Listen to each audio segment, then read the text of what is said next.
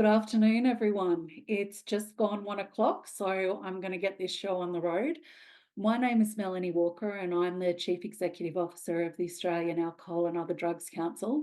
And I'm very proud to be partnering with our national partner organisations, the Australian Women's Health Alliance and the Deafness Forum of Australia this afternoon, to bring you our online event on strengthening alcohol and other drug, women's and disability sector responses to gender-based violence. But before we begin, I would like to acknowledge the traditional custodians of the land that I'm coming to you from here today, the Ngunnawal people here in the ACT, and pay my respects to their elders past, present and emerging. I'd also like to acknowledge the continuing contribution that the Ngunnawal people make to the life of this city and this region. And I'd also like to acknowledge the traditional custodians of the lands that all of you are coming to us from here today. We have over 400 people registered for this afternoon's event, so that's a lot of traditional custodians, and we pay our respects to all of them. I'd also like to acknowledge any other Aboriginal and Torres Strait Islander people who are joining us here this afternoon. Before we kick off, I have a few other acknowledgements. I would like to acknowledge a number of Australian government ministers, shadow ministers, Greens portfolio spokespeople, and crossbench senators and members who have sent their well wishes for this afternoon and who have sent staff and or representatives to attend with us today. I'd also like to acknowledge Senator Fatima Payman, who is here with us herself this afternoon, and welcome all of you who have put time aside this afternoon to attend this event with us. So we have a wonderful program this afternoon where we're going to showcase and explore innovative and collaborative responses and new directions in responding to gender-based violence across our three sectors. That's the alcohol and other drugs, women's and disability sectors. But before we begin, I would also like to acknowledge that we are going to talk about some difficult subjects here this afternoon, and I'd like to provide some crisis and support contacts for you in that context. So the National Alcohol and Other Drug Hotline, the number for that is 1800 250 015. Lifeline is 131114, or you can go to www.lifeline.org.au. 1-800-RESPECT is 1-800-737-732, or you can go to www.1800respect.org.au, or for Aboriginal and Torres Strait Islander people, there is 13-YARN, that's 139276. So we have a very productive conversation to have this afternoon, but I also recognise that that's going to be a challenging conversation for many of us, and particularly people who have lived experience in these areas. So thank you for joining us, and please feel supported in the environment that we have here today. We're really looking forward to having some safe and respectful conversations about how we can achieve some better health and social outcomes for the communities that we all serve. So to kick us off here this afternoon and talk about the partnership approach that's going on in Western Australia at the moment, we have Jill Rundle, who's the CEO of the Western Australian Network of Alcohol and Other Drug Agencies, and she's joined by Kimberley Wilde, who is the WA Coordinator for the Justice Reform Initiative. Welcome, Jill and Kimberley, and please kick us off this afternoon. Thank you. Thank you very much, Melanie, and we will just share our slide. Here we go. I think it's shared. Is it shared? There we go. So as Melanie said, I'm joined today by Kimberley Wilde, who is the WA Coordinator of Justice Reform Initiative. And she was also, at the time, the project lead for WANADA on the initiative that we're going to be talking about today.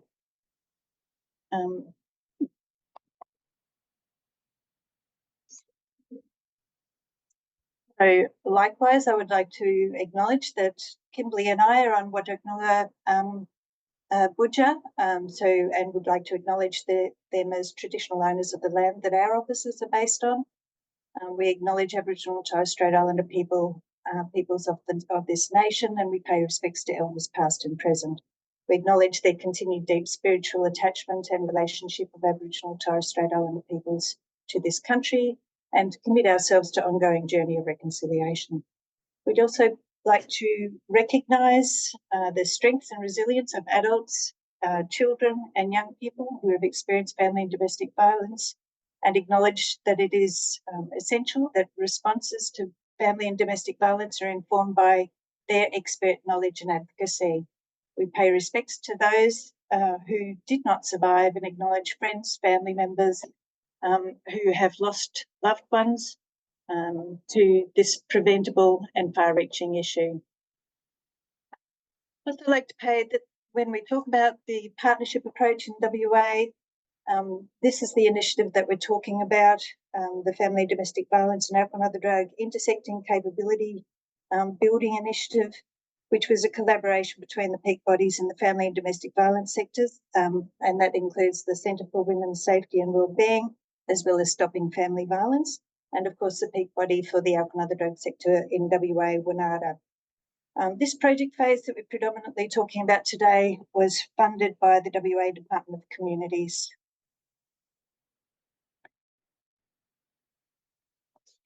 Okay, so a bit of a background.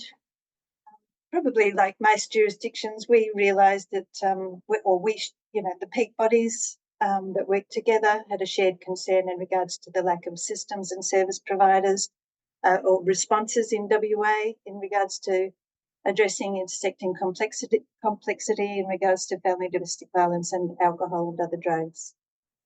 We, from the get-go, initiated a three-phase thought that we would like to see a three-phased approach. The first approach was a literature review, which really was just exploring the complex interplay between family and domestic violence, alcohol and other drugs, and at that time also mental health issues. And this was informed by a worker survey as well. So I would like to acknowledge that Alison Evans, who is now the CEO of the Centre for Women's Safety and Wellbeing, pulled that piece of work together and the analysis of that. The recommendation from that, that phase was funded by Lottery West in Western Australia, was very clearly a need for a systems level support to work safely and effectively with complex intersection. The second phase, which is what we're predominantly talking about today, was the development of a systemic approach to capability building across the sectors.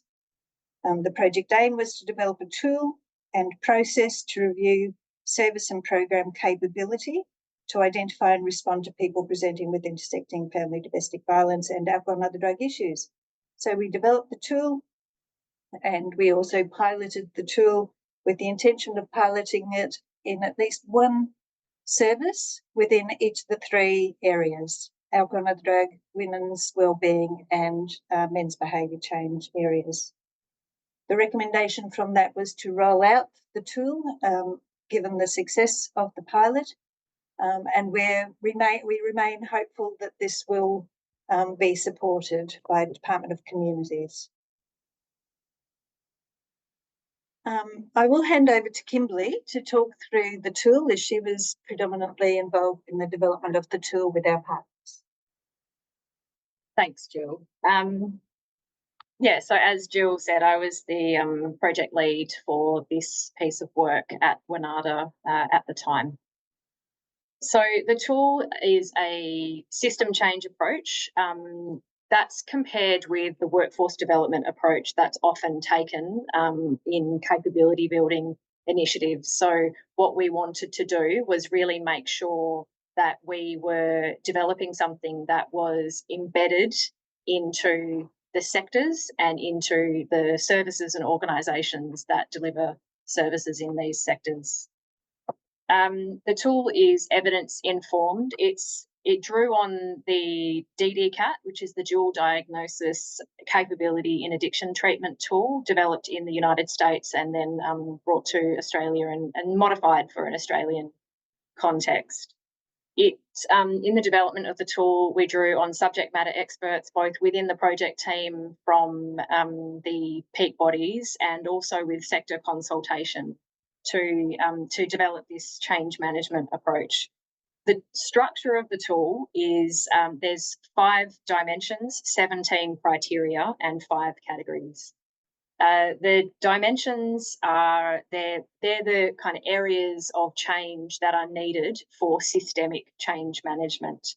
So the dimensions are culture and context, early engagement, service delivery, information and support, and workforce and professional development. And from that list, you can really see that that covers the sort of breadth of service delivery in each service that would undertake this self-review.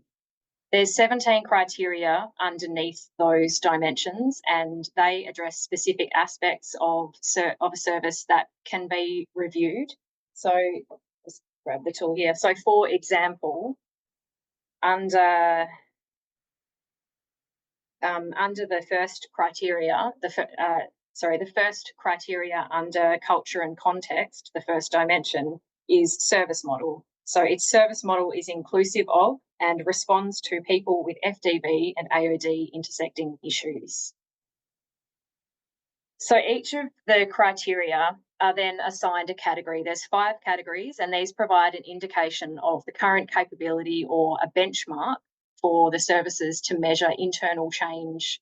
The categories are core service focus only, intersecting FDV and AOD aware, intersecting FDV and AOD responsive, intersecting collaboration, and intersecting specialist.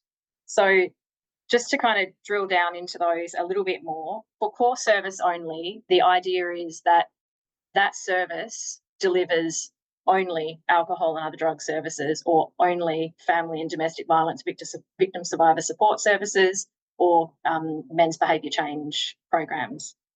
The awareness, intersecting aware category is there's an awareness of the family and domestic violence and alcohol and other drug use with a variable service response. So that's where we're sort of looking at probably varying capability at the worker level rather than at the service level. Intersecting family and domestic violence and alcohol and other drug responsive, which is category C, is routine service response to intersecting family and domestic violence and alcohol and other drug use. However, the service maintains its core focus. So that is an alcohol and other drug service. That is a specialist alcohol and other drug service, but there is a routine response at the service level. So all staff are expected to and do acknowledge and respond to intersecting family violence appropriately. And that's, would go the same for a family violence service, having that sort of system level, service level response to alcohol and other drug issues and appropriate response. There's intersecting collaboration, and that's sort of a systemically embedded collaboration across the specialist sectors. And again, that's at the service level or the program level or the organisation level, not the individual worker has a good relationship and is good at referring to the other specialist services. And the last category is intersecting family and domestic violence, alcohol and other drug specialist. And that would be a service that is equally specialised to deliver alcohol and other drug services and family and domestic violence services to both men and women. And it's important to note that across these categories, the aim isn't to get every service that undertakes this review to land in this sort of intersecting specialist category. Actually, the ultimate aim is that we have most services landing fairly consistently in category C, which is intersecting responsive. And so that actually acknowledges that there are still these specialist services and specialist sectors that then work together to respond appropriately to people who present to their service with intersecting issues. And the tool also came with a suite of resources, and there was also a really comprehensive risk management guide where risks were identified across each of the criteria. And for consideration, that was risks related to family and domestic violence and alcohol and other drugs.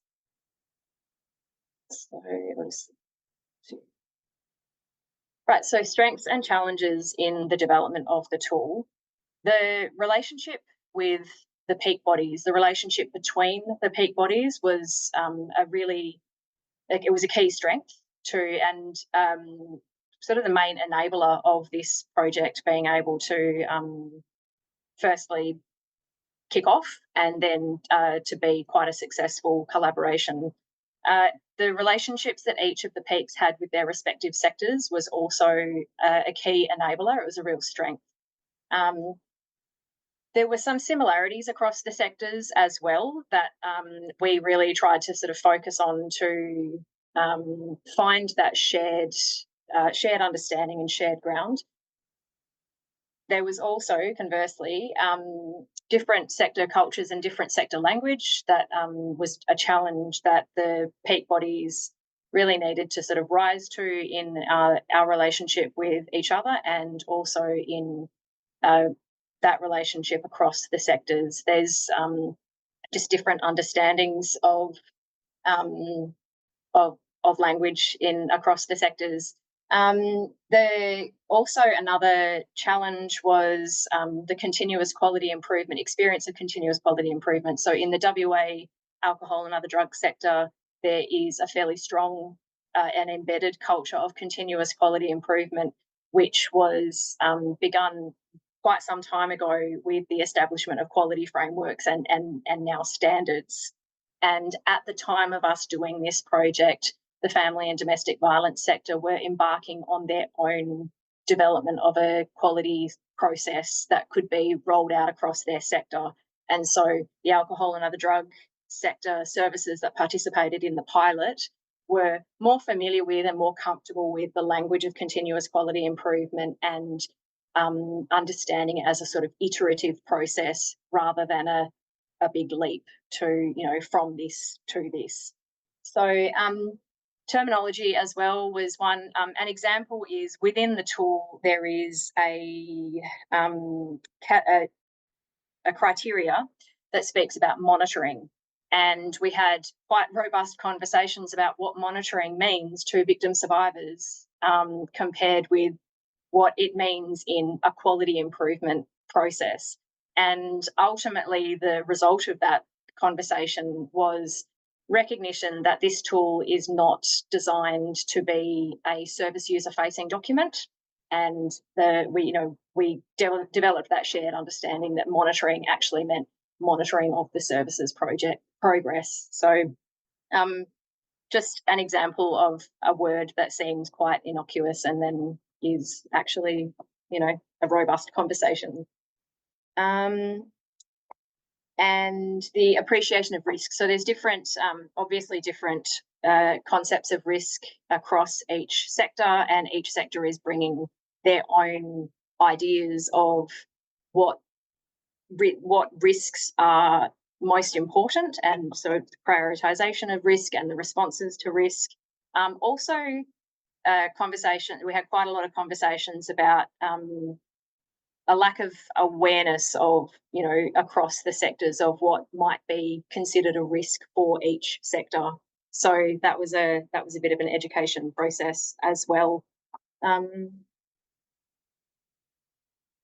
So on to check our time. Onto the process of piloting the tool. Recruitment of the participating services was done through the peak bodies. It was done through the existing relationships that the peak bodies had with their respective sectors. We had 2 alcohol and other drug sector services. They were both residential. One was mixed gender, and that was the only mixed gender service that we piloted the tool with across the sectors. One was women with children. There was one women's refuge, which was also it was a program run by an Aboriginal community-controlled organisation that also had an alcohol and other drug non-residential service under that same organisation. There was 2 men's behaviour change services. One was a government service within the justice sector, and that was an Aboriginal-specific program, and one was a not-for-profit organisation that also delivered victim survivor support services. Lead auditor training was provided to staff of all participating services to help to develop that literacy of continuous quality improvement and the process of this self-review tool. There was really positive feedback from all of the participating services for that. There was tailored training in the intersecting issues, so family and domestic violence training for the alcohol and other drug services, and alcohol and other drugs training for the family and domestic violence services. The peak bodies provided staff from both the AOD and the FDB peak bodies, and there was also an independent lead auditor who had review experience who helped to undertake the supported self-reviews, and the support was really necessary to sort of help the services to understand the application of the tool.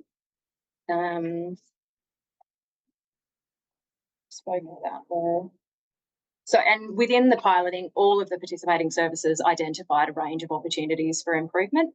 They're actually all really, really keen, and one of the things that the supported review was able to bring to that was actually kind of paring it back and saying, let's develop a plan for improvement that's sustainable, and remember that we can apply this again in future, and develop a new plan for improvement once those opportunities for improvement are embedded.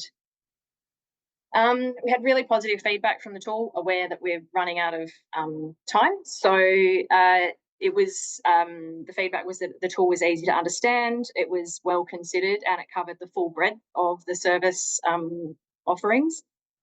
They appreciated having a really thorough process to look at all aspects of the service to really embed that capability building. The demonstration examples, so within the tool there was a resource kit, and there were demonstration examples of, you know, this is something that you could include as an opportunity for improvement under each of the criteria. All of the participating services said that they would apply this again. They found it to be of great value to their services. And lessons. Did you want to go through the lessons, or did you? No. All right. So the lessons is, it's got to be focused on the service level rather than the organisation level, because across organisations there's varying levels of capability to address the intersecting family and domestic violence and alcohol and other drug issues. There's a need for a supported review. That was actually a really key lesson that we learned, was having staff from the peak bodies who had an understanding of that process was really, really important, that we were able to support the services to apply the tool. Ongoing repeat reviews would be required for a period of time, so having that sort of process of going back and having a look at what the opportunities for improvement were, and reapplying the review tool. The engagement approach in training delivery to build confidence in cross-sector partnership and referral. So there's a need to, as part of applying this tool and as part of rolling it out, is to really support the establishment of trust, because the services are not going to be referring to each other without those trusting relationships, and without feeling that, you know, if I refer my service user to that organisation, their intersecting issue is going to be appropriately responded to. We've got to consider how to sell the benefits of this engagement. Relationship building isn't resourced across the sectors, and there's competing priorities across the sectors. So there's got to be consideration of how to kind of explain the benefits of undertaking a change management process like this to the other services. The peaks appreciate that this is a starting point, and that there's more work to be done to sort of roll the tool out and to embed system level capability building.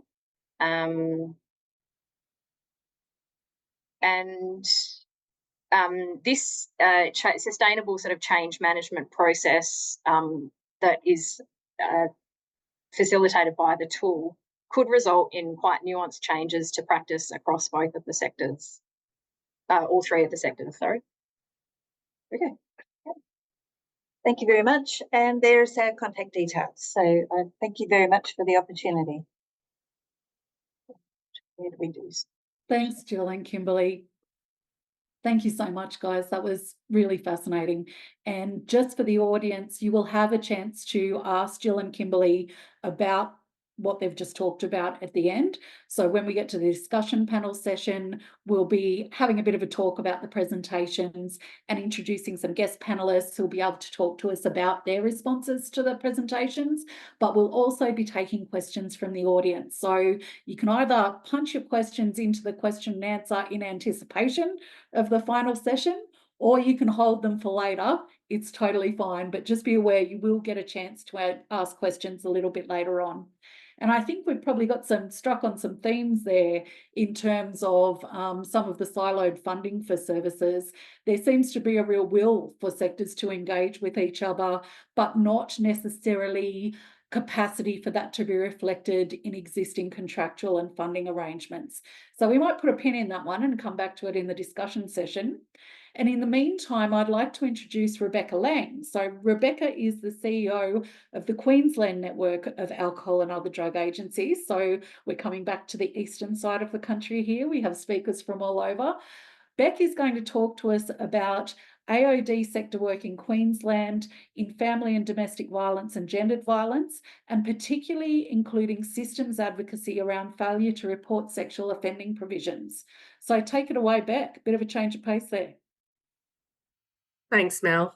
I just want to add my acknowledgement. I'm coming to you today from the lands of the Yagara and the Turrbal peoples in Meanjin in Brisbane. And I pay my respects to their elders past and present. And I recognise that if we're doing intersectional work between the alcohol and other drugs, domestic and family violence and sexual violence sectors, that it's important to keep First Nations communities in focus. Our work in Queensland has been driven largely by our recent Women's Safety and Justice Task Force, which reported in 2022 and included the acknowledgement that the mental health, alcohol and other drugs and suicide prevention sectors are well placed to respond to gendered violence. We're doing a similar kind of piece of work to the work that Jill just described. In fact, we used their tool as a jumping off point for our own tool. One of the things, though, that I think, well, the part that Mel was referring to is that the Royal Commission into Institutional Responses to Childhood Sexual Abuse identified that one of the issues was that institutions had a tendency to protect predators, even where they knew empirically that people were committing horrific acts of abuse. They were moving people around instead of holding them accountable or referring them to the justice system. And so as part of that, the recommendation was that states should look to close those gaps. In Queensland, we had a small problem insofar as the original kind of response to that recommendation was to make any disclosure of sexual activity by a person under the age of 18 a reportable offence if you didn't, for any adult in Queensland. Obviously that has a much broader kind of scope of application than envisaged by the Royal Commission. And it had the unintended, well, I mean, I'm going to be generous and say unintended, but completely foreseeable consequence of interrupting the therapeutic bond between particularly young people and their service providers. So QNADA has a number of organisations who are members who operate primarily with people under the age of 25, down to as young as 10. Usually these are young people who have experiences with the child protection system, who perhaps have been removed from families, who are disengaged from schooling, and who are just getting into or experimenting with substance use. And so one of the first things that happened when this law was introduced was that all of a sudden services were scrambling to update their consent forms to let young people know that if you disclose sexual activity to me and you're under the age of 16, then I will be compelled by law to report that. And so we went back to the system to point out through our Department of Justice and Attorney General that the point of the Royal Commission wasn't to make it harder for people to access support services where they had experienced sexual violence, that actually an act of sexual violence is inherently a violation of someone's self-determination. and that forcing systems engagement as though the problem is that these things are not being raised with police or pursued through the justice system, again, renders the person who's experienced the violence invisible in a sense, in their own experience, and that actually that would force people to wait until they were 18 so that they could make their own decisions about whether things were reported, before they would be able to seek public assistance for their issues. We partnered with a range of other peaks, so our Queensland Youth Housing Coalition, Zigzag Street, one of our young women's resource centres, and undertook a survey of our workforces to understand whether they were aware of these failure to report provisions and whether or not it had adjusted the way that they worked with young people. And really concerningly, we discovered that it had much broader implications than even just accessing literal counselling for your sexual violence or engaging with a youth service around case management. For instance, if you were a 15-year-old girl and you had a suspected sexually transmitted infection, that then suddenly becomes something that needs to be reported, or at least the young woman needs to be made aware of the potential for that in accessing even a GP services to get access to those tests. And so by pulling this information together, we were able to present that back to government to say,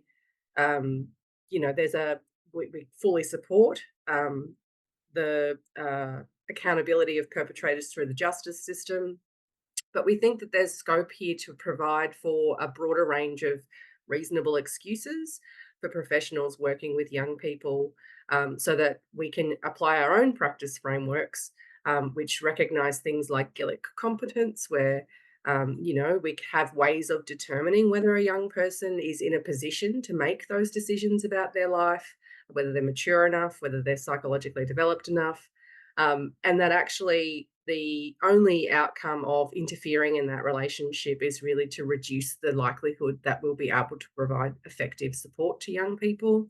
I'm pleased to report that about 3 months ago, the Queensland government passed amendments to our failure to report, which took our advice and broadened the range of professions that are prescribed as being allowed to have a reasonable excuse, which doesn't in any way, shape or form dilute the effectiveness of requiring organisations or institutions that employ people who work with young people to have in place those really strong protections that if we do identify perpetrators in our own institutions, that we hold those perpetrators to account. And so we're now just working with government on a communication strategy to get that information back out to professionals working in the system, as well as to encourage young people to, if they have experienced sexual violence, to absolutely seek support from our funded system. That's what it is there to do. It is there to support people who are experiencing those types of issues. And we're now looking to see the next part of this then is to start to think about how we can quantify back to government the work of the sector in working with young people who experience sexual violence.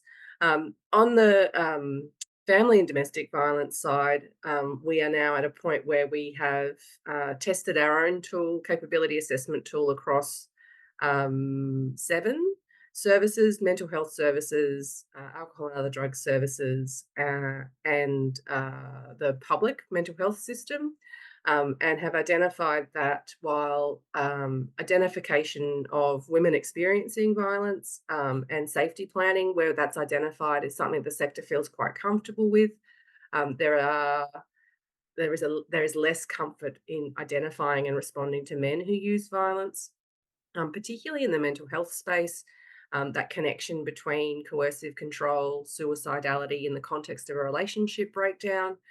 There are people in the system who recognise that as the red flag that it is, but the structures and hierarchies within those systems that prioritise psychiatry and doctor level kind of leadership in decision making will require some adjustment if we are to get better results.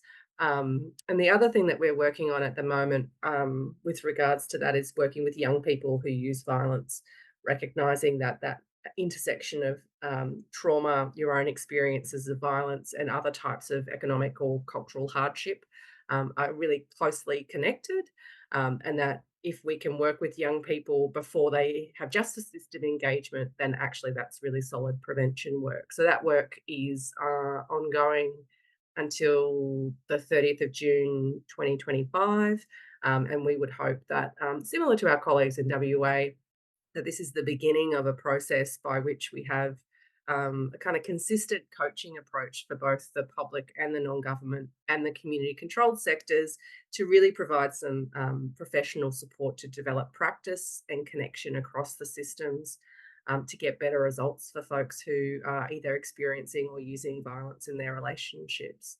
And I think I just caught us back up, Mel, so I'll hand it back to you. Look at you go, Beck. So multi-talented. And I think what Beck's just illustrated some of the complexities that we face in trying to make progress across sectors in these areas. There are a lot of factors to consider, and, you know, issues such as agency, self-determination, the complexity in looking at young people in terms of that crossover between victims, survivors and perpetrators, and intergenerational disadvantage. There's a lot to consider here, and our services are really working very hard to factor all that thinking into the responses that they're developing. So next we have coming up Dr. Vanessa Letico. So Vanessa comes from us from Victoria University. She's a lecturer in criminology with the College of Law and Justice. And Vanessa's topic today is a silent epidemic, addressing domestic and family violence in the deaf community. So thanks so much, Vanessa, for joining us this afternoon. Take it away. Thank you, Mel, and thanks everyone for taking the time to address some of the important issues that we're covering today. As Mel said, my name's Dr. Vanessa Letico. I'm a lecturer and criminologist at Victoria University, and I also work with the Commissioner for Victims of Crime. And related to the deaf community, I also work with Expression Australia as a deaf support worker, as a note taker. So welcome to everyone, but especially deaf and hard of hearing people here. I will share my screen so you can have a look. Great, hopefully you can see that. Okay, so yes, as Mel said, my topic is really focused on domestic and family violence in the deaf community. I echo my colleagues' sentiment in terms of an acknowledgement of country. So yeah, welcome to all First Nation Australian people who are joining us here today. And I just want to acknowledge that sovereignty was never ceded. I also want to thank the two interpreters for helping be my voice for the deaf community here today. Oh, I've gone a little bit forward. Okay, so domestic violence, family violence, obviously it's quite an ugly topic. Yeah, it's quite upsetting. It's a really difficult topic to discuss, but we must discuss it. Unfortunately, it is, you know, an issue that is prevalent and pervasive in Australian society and indeed across the world. So firstly, what do we know about its prevalence in the deaf community? Unfortunately, there's not too much that we truly understand, and that's because there is a massive lack of data available. There's a bit more data available in the US with ASL, but not so much here in Australia, and that's something I'm trying to change as a researcher, so please watch this space. In criminology, we say that there's a dark figure of crime, meaning that there's a big difference between what's statistically reported in terms of domestic and family violence in the deaf community and what is actually happening in reality. There's a big difference, and unfortunately it's called dark because we simply don't know the numbers, and I'll talk about why that is in a sec. Of the statistics that we do have, we roughly think that deaf women are twice as likely to experience domestic violence compared to their hearing counterparts. For sexual violence in particular, it's quite a significant concern for us criminologists. We fear that the prevalence is up to 20-fold greater in people with complex communication needs, such as those who are deaf, compared to their hearing counterparts. The types of abuse that are prevalent in the community can range from physical, emotional, financial, verbal, sexual, social, digital, and spiritual abuse. I would say the ones that are most prevalent in the deaf community are probably physical, sexual, and social abuse. And that comes down to the isolation nature of family and domestic violence. Okay, so obviously I mentioned that there's a big disparity between what actually happens in reality versus what's recorded and the stats that we know. And that really boils down to there's a lot of challenges and barriers to reporting for deaf and hard of hearing victim survivors. So obviously some of these include isolation due to communication barriers. There's not a lot of people who know Auslan, for instance, so it's harder to reach out for support. Also, the resources available to our deaf community are quite limited.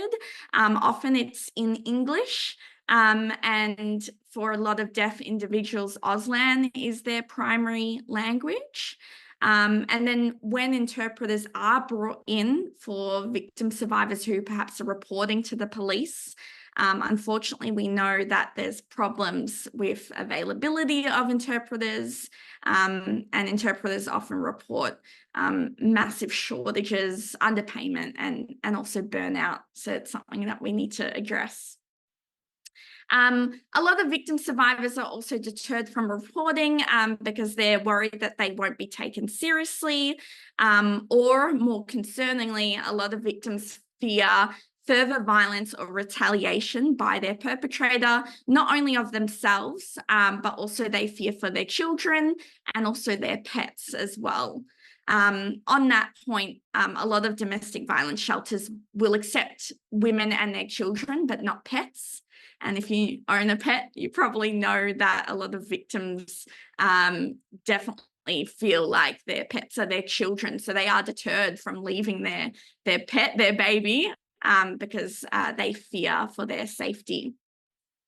We also recognise that a lot of deaf victim survivors depend on their hearing partner for finances, and therefore they're worried if they leave, how they're going to support themselves.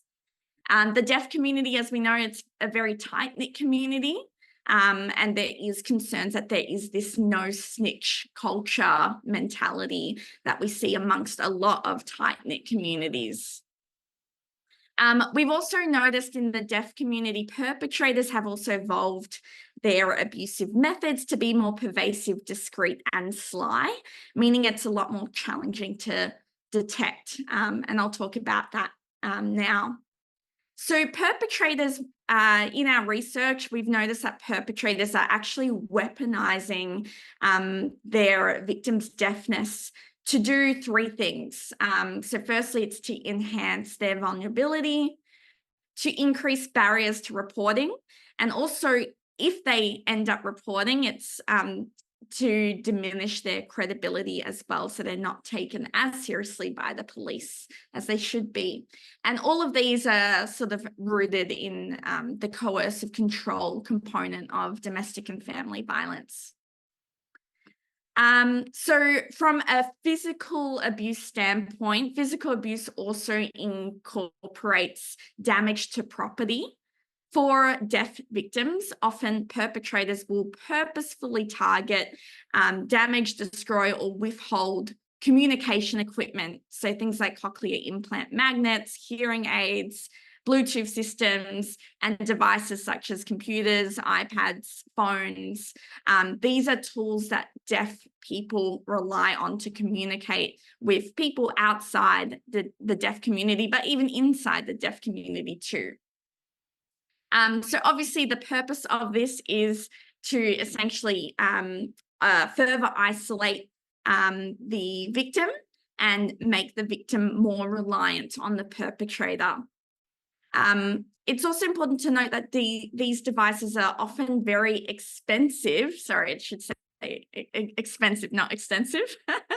And they're also custom made, which means that a lot of these devices, if they are destroyed or hidden from a victim, it can take weeks or months to replace, and that's if they have the funds to do so. We also need to note that a lot of deaf people rely on these devices to go to work and earn an income. And of course, losing this means that there's a greater dependence on their perpetrator for financial support. There's also research that indicates there's a big difference between the ways perpetrators implement physical abuse to deaf victims versus hearing victims. When perpetrators have a deaf victim, oftentimes, unfortunately and disgustingly, they will target the hands, fingers, wrists, upper limbs of a victim, and that's to prevent that victim from using sign language such as Auslan to communicate. So again, it's to further isolate. These are big concerns to us. The only benefit, I suppose, to that is that it's easier to detect compared to other injuries where a lot of, perpetrators who harm hearing victims, they tend to choose and target areas that are easily hidden by clothing. So that's something hearing and deaf parties can kind of look out for in the community. The other problem that we see in the deaf community is that a lot of perpetrators who are hearing will use their hearing privilege to manipulate the police. So let's just say the police are called out to a house with suspected domestic violence. Oftentimes the police will rely on the perpetrator to actually interpret for the deaf victim. So when police arrive, often the protocol is you interview all the parties involved. And because there's no interpreter readily available, oftentimes the police will actually ask the perpetrator to interpret for the deaf victim. And you can understand how perpetrators obviously take advantage, and they will inaccurately interpret the victim's statements to reframe the narrative to portray themselves as the victim themselves, or claim that the entire thing was a misunderstanding or a complete accident. Something else that we've noticed in our research is a lot of police will present themselves and inaccurately assess that the deaf victim actually has an intellectual disability just due to the way they vocalize. And unfortunately, as a result of this, they are considered less credible and their concerns are often just dismissed.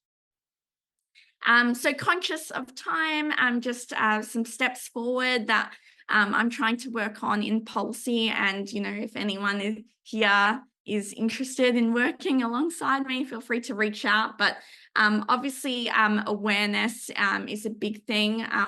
And that starts with data collection. We simply don't have enough data in Australia. There's talks of having a deaf census, which would be a great thing, but we need more data to actually highlight, okay, well, how prevalent and pervasive is this issue and where should we direct our resources? We also need greater training for law enforcement on these matters. Even things like deaf culture, basic Auslan, even just finger spelling. In other countries around the world, they have amazing things. They've got a mobile interpreting app where the police will actually bring up on their iPad in real time an interpreter, so they don't have to rely on a hearing perpetrator to interpret for the deaf person. There's actually a third-party non-biased interpreter available then and there, rather than having to go down to the police station, wait for an interpreter to become available, etc. And also I'm hoping, I'm hoping to connect with Deaf Connect to create a deaf-specific sex education curriculum, which focuses on how the deaf community offers and receives sexual consent, because we know through research the way that this is actually done is very different in the deaf community versus the hearing community. And unfortunately, at the moment, our poor school students, our deaf students, they're just receiving the hearing curriculum interpreted in Auslan. And it really pays no mention to how deaf people actually communicate consent in reality. So I'm hoping to work with Deaf Connect on that one. But yeah, thank you so much for listening. And if you do have any questions later, you can feel free to stay in touch. My email's on the slide. And yeah, I might pass it back to Mel. Thanks, Vanessa. I think that's been a really timely presentation, and I applaud your work, and I think it's given us all something to think about in terms of the work that we're leading in the women's and the alcohol and other drug spaces about access and equity, and about adapting our programs to be more accessible for the deaf community. And I know certainly in the presentations we got in a previous online event that we held, we know that rates of alcohol and other drug use are disproportionately high amongst the deaf community. And it's another reminder for us that we need to make our services more accessible so that all these wonderful programs that we're piloting and talking about are accessible by everyone in the community. So thank you. And thank you for sticking around to be on the discussion panel as well, because I know there'll be some questions for you too. Yes, of course. Thanks, Mel. No worries, mate. Thank you. Now we're going to move on to Michele Campbell, who's the Clinical Director of the Network of Alcohol and Other Drug Agencies, which is based in New South Wales.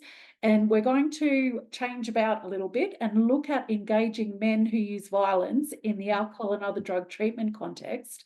And Michelle's going to talk about resources and training and a cross-sector collaboration that NADA has been leading in this space. So thanks, Michele. We really appreciate you adding that lens to today's discussion.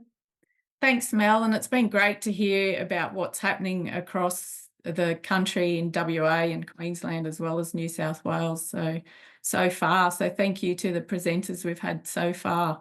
I'll just share my screen to have a look at some slides. So what I'm mostly talking about today is our practice resource, which we developed in 2021.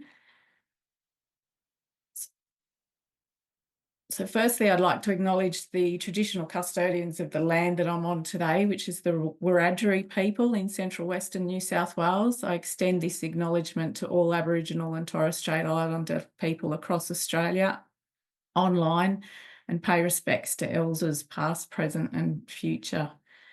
At NADA, we also proudly recognise people with living and lived experience of alcohol and other drug use, and acknowledging their important role in shaping policy, education and services. We acknowledge that through their guidance, diverse experience and peer support, lives are saved and health outcomes are realised. We acknowledge that participation takes courage, gives a voice and reduces stigma and discrimination in our community. And I'd just like to add as well around a note around language and acknowledging the differences in language across the sectors that we're talking about today, which was mentioned by our WA colleagues as well. So our practice resource was developed in 2021 in collaboration with Rodney Valais, who's a policy consultant and trainer from Victoria, and also a supervisor in men's behaviour use trainer in men's behaviour change. So the resource aims to support practitioners working in the alcohol and other drugs sector. So this was identified as a need, and there was a definite gap in service delivery for clinicians to have the confidence to have these sorts of conversations and work effectively with people who use violence. So the resource isn't obviously intended to cover everything, and it's mainly about trying to engage these clients with respect to their domestic and family violence use. So in support of the resource, we also did a number of webinars. So given the nature of the content and the need to give that extra level of support. So the first webinar aimed to support the drug and alcohol workforce with the practical skills and knowledge to work safely and effectively with clients who use violence, and to become more familiar with the pathways to treatment and specialist support, given that drug and alcohol services, it's not their core business generally to do domestic and family violence work, and it's more of a highly specialised area. So it's important to build the workforce capacity to better respond to people who use violence and work alongside and in collaboration with the other service sectors to address the use of violence. The second video was more around practical techniques, and considerations for minimising collusion. So that was something else that was acknowledged by the sector, that collusion can take many forms, and at practitioner level, it can be expressed through like agreement or a sympathetic smile, or whether it's inadvertent or deliberate. So when someone expresses a violence supporting belief or attitude. So this particular webinar focuses on a panel discussion which explores collusion, like what it is. It provides a safe starting point to have the conversations with the clients who use violence. It also has a role play in there demonstrating an alcohol and other drug practitioner having a conversation with a client to minimise the collusion when the client's trying to justify and minimise and excuse the use of violence. So the practice resource also goes into, as I mentioned, the non-collusive conversations and trying to help practitioners develop that confidence to have those conversations, and also discussing referrals to appropriate specialised services. It also goes into the background around understanding the use of domestic and family violence and the choice to use violence, and that it is a choice. The importance of considering the issues of men who use violence as relevant to the core drug and alcohol business, and depending on the treatment setting they're in. Also the practitioner roles, which is where the developing more confidence is really important, and the responsibilities and limitations on how they can engage these clients, and more around practice tips on how to respond to that as well. And also there's a bit around working with men's behaviour change programs and how and when to refer to those programs. So out of that resource, there was a lot of interest across the sector, and then we developed a 2-day training package, which Rodney and his colleague Nathan have presented for us over the last couple of years. So we aim to continue that training annually. So feedback from the training, 2 of the most useful things that people got was the 5 questions to explore empathy. So that came across as really important. More practical tools and techniques for both the clinicians and their clients to use. The power and control wheel, which isn't generally discussed too much in mainstream drug and alcohol services. And more insight and understanding into clients who use violence. Suggestions that came from the training included practical tips on interacting with men, more practical resources, so more online training, more web-based resources, more workshops focused on specific target areas. There's a lot of services that are involved in looking after youth in the alcohol and other drug sector, and that is a sector that's more and more presenting with the use of violence, particularly towards parents who are presenting for support as well. And also on follow-up and refresher training. Sector reflections, which came out of the training as well as the resource, and also further consultations that we've had since. It's the recognition to develop the confidence to have the difficult conversations and talk about how to engage people who use violence. In drug and alcohol sector, we have roughly 2/3 of the people accessing treatment are men, and it's a good opportunity to engage and work better together with other sectors while people are in treatment. The need for earlier interventions with the youth that are coming through services as well was highlighted. There's also an awareness of the sector's capacity to respond, and also the need to build the capability, so upskill workers and cross-pollinate, so to speak, with might be men's behaviour change programs with AOD workers, and combined training or programs to work better together and more in sync. And also the importance of building and identifying champions from the front line, so people who are working on the front line in the alcohol and other drug sector who are a solid voice and can be leaders in the change. So where to from here? In response to the feedback that we've had across the last few months and conversations with other sector peaks in New South Wales, we'll be holding a gender-based violence forum. We're calling it Safe Spaces, Safe Communities, in later this year, and that'll involve men's behaviour change practitioners, domestic and family violence services. We've also been having conversations with the Department of Communities and Justice around the men's behaviour change and how our sectors can work better together. Obviously, the drug and alcohol services themselves and other sector peaks. So we're meeting regularly with DV New South Wales to work out how we can all work better together and bring the peaks together to have better outcomes. So got through that pretty quickly. So that was it from me. If you want further information, just feel free to head to our website or contact me, my email. Awesome. Thank you, Michele. And I think we can see from the presentations we've had so far, there's some great work going on around the country. What we need is some more support for that. And I note that we have representatives from at least 3 different government departments online at the moment, and that'll be something that we'll be following up with you about post this event. And for people who are wanting to follow up, we're getting some questions coming in the chat, and we are going to try and get to as many of those as possible in the Q&A session as we can.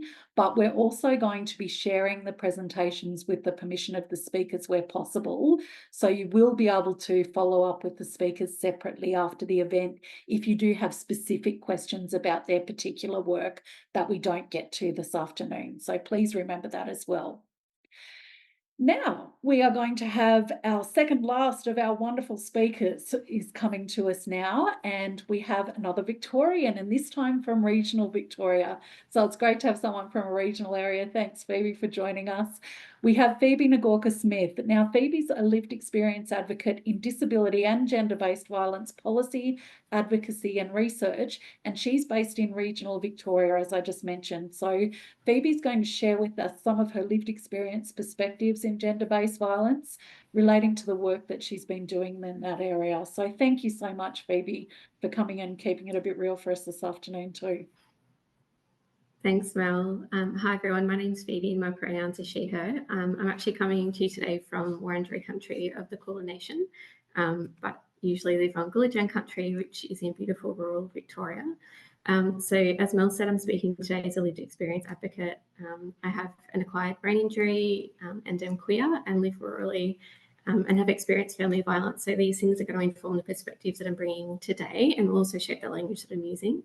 And just wanted to acknowledge that I do this work as a part of the Australian Women's Health Alliance and also work in family violence policy at a state level.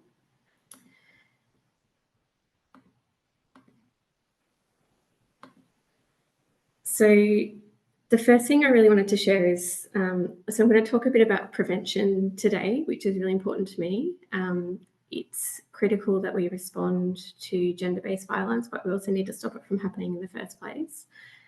So when we say gender-based violence, what we mean is violence that's more likely to impact someone because of their gender, and it tends to, in Australia, impact women and non-binary and trans people the most. There are lots of types of gender-based violence. We're all across physical abuse and sexual abuse and increasingly coercive control, but there are lots of ways that it can impact people's lives. And while exact figures differ depending on the research source and the type of abuse, we think that women are around twice as likely to experience family violence as men, and 3 times as likely to experience sexual violence. And an estimate is that over 90% of people who use violence in these contexts are men. Gender-based violence is usually perpetrated by known people, but it can, like family and carers, but it can also be perpetrated by strangers and even by systems and institutions. So at its core, like gender-based violence is a problem of power. So to prevent violence before it happens, we really need to understand what's driving it. Gender-based violence impacts people from all walks of life, and it can happen to anybody, but the more disempowered people are in our society and our communities and within their relationships, the higher the risk of violence they face. In the wake of recent NDIS decisions and the Royal Commission responses, I particularly wanted to flag that this is one reason that disabled women experience such high rates of violence. They have their autonomy removed at a systemic and personal level, and violence against disabled women is both tolerated and in some cases sanctioned. And as a result, they're more than twice as likely to experience physical violence and sexual violence as non-disabled women. I also wanted to note here that rates of family violence are similar in queer relationships as they are in non-queer relationships, and the dynamics that drive gendered violence can still play out, but they do look a little bit different in those relationships. So to look at what actually drives gender-based violence, reviewing the best international evidence that we have points to 4 key drivers. The first is men's control of decision-making in public and private life, or to reframe it, women not having control of decision-making over their own lives and their communities. Condoning, excusing and dismissing violence against women. Rigid gender stereotyping and dominant ideas about masculinity, which is what a real man or a real woman looks like. And also male peer relationships and cultures of masculinity that emphasise aggression and dominance and control. And there's been some really fabulous research done by Jesuit Social Services and Respect Victoria recently that shows that the more that men and boys play into these ideas about masculinity, the more likely they are to use violence.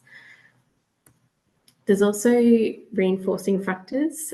So these things increase the risk of violence, but in the context of the gender drivers. And they change things like the nature and the severity and the dynamics of violence. So they include the condoning of violence in general. So if violence is normalised, experiencing or being exposed to violence, especially in childhood. But I did want to say that it's not inevitable, and lots of people that experience violence as kids never go on to use it themselves. Stresses that can lead to violence being excused, such as climate disasters like bushfires and floods, financial stress, or alcohol and other drug use. And also resistance and backlash to efforts to prevent gender-based violence. So this is where people who are being asked to change feel threatened and try to hold on to the power they have in their communities and relationships. So it's really important to recognise that while these things increase the risk of violence, gender still plays a part, and it's a reason, for example, that so many women report being afraid of male partners who use violence after alcohol-heavy AFL or NRL games, but we don't see the opposite happen after a Matildas game. Gender is still important, even through all these reinforcing factors. And, gender-based violence causes a range of physical, mental health and community issues. It is a leading cause of death and disability and ill health in women. And that includes physical injuries like brain injuries, and long-term effects like chronic pain, autoimmune conditions, inflammatory diseases, and a lot of things that people don't realise are related to violence. Psychological impacts like trauma, distress, fatigue, anxiety, not feeling safe to access healthcare or justice systems or to attend public places, the isolation that can come from that, and then economic impacts like poverty and homelessness. So it's really important to address family violence that's happening in the context of alcohol and other drug use or addiction, and also to address drug use and addiction in the context of family violence. And it was really lovely to hear Michele speak about that in the last presentation. So I think it's still the case, although hopefully less than when I was a teenager, that being drunk or high or having mental health issues is used to excuse violence and not hold people who use violence to account. Intoxication is used to normalise sexual harassment, for example, and to excuse behaviour that someone's less likely to get away with when they're sober, like pushing for sex after someone says no, or being threatening or physically or verbally abusive.